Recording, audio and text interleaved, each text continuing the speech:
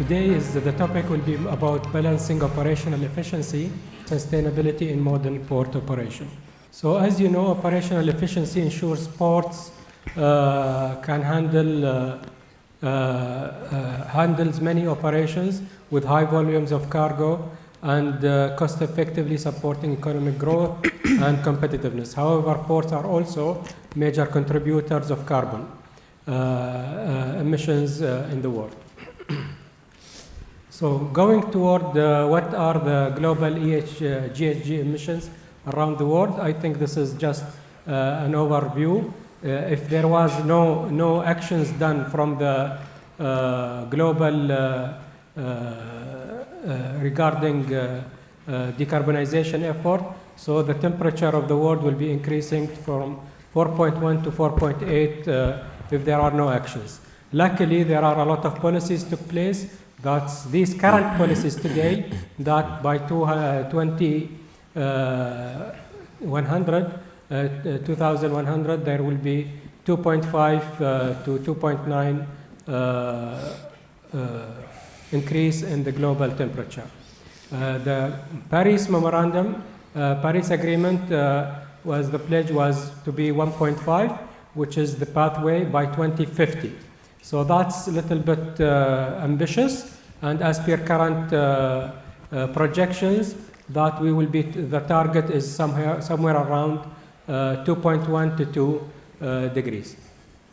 From there, the maritime or the transport in general part is around 24% of overall of energy. That's 8 billion tons, and that's overall the global transport emission.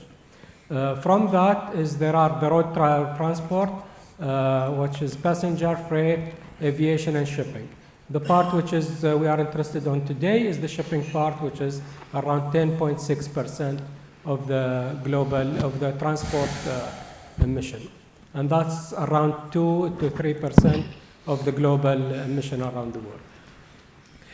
From there, we can see that there are a number of projections that's happening with the current actions that's happening to reach net zero. So from there, that you can see that the number of other transport modes that will reach net zero earlier. Some of them in 2040, which is the 2 and 3 wheelers, and light commercial vessels that will be also between 2050 and 2060. While the shipping, you can see that it will be a little bit longer, and this is because of the technology availability. However, there where we will be working more on offset. Abu Dhabi ports in general is a leading global enabler of trade, industry, and logistics. So we have offices around the world, over 50 countries, 33 terminals, and 140 offices around the world. And we have over 250 vessels. So these vessels are increasing. By yesterday, I think we are 280. From the environmental aspect, sustainability in ports is carbon emission reduction, waste management, water usage and pollution, air quality control, as well as protecting marine and coastal biodiversity. That's through majority of when we are developing ports and marinas. With regard to the metrics, the efficiency in port, turnaround time,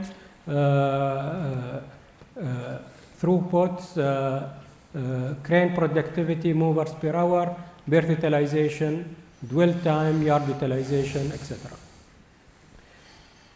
From what are the main challenges in the maritime, in the transport part, especially in operational?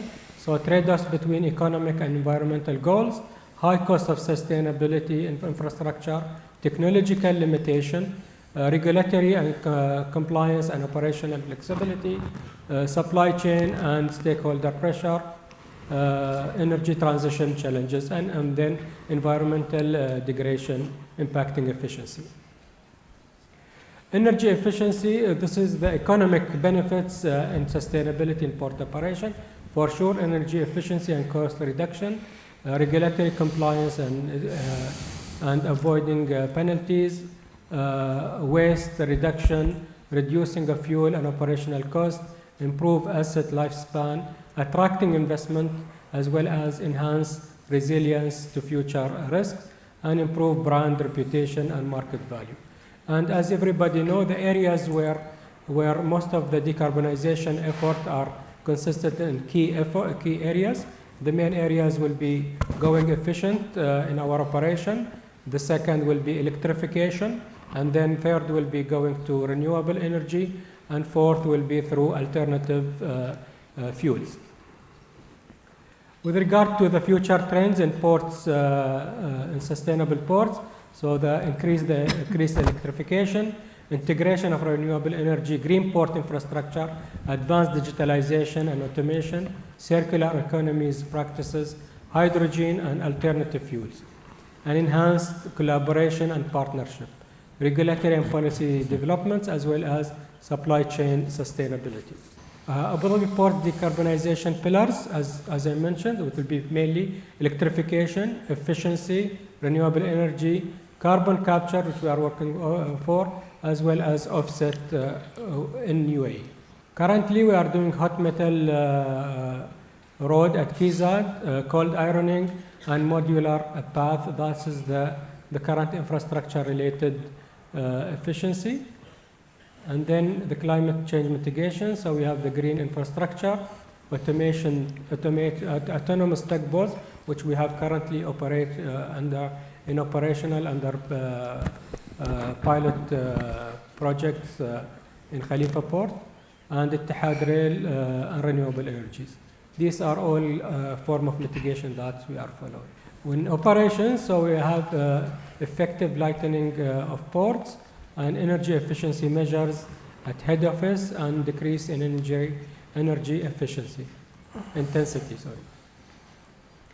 I hope I didn't go too fast or too slow. Thank you very much.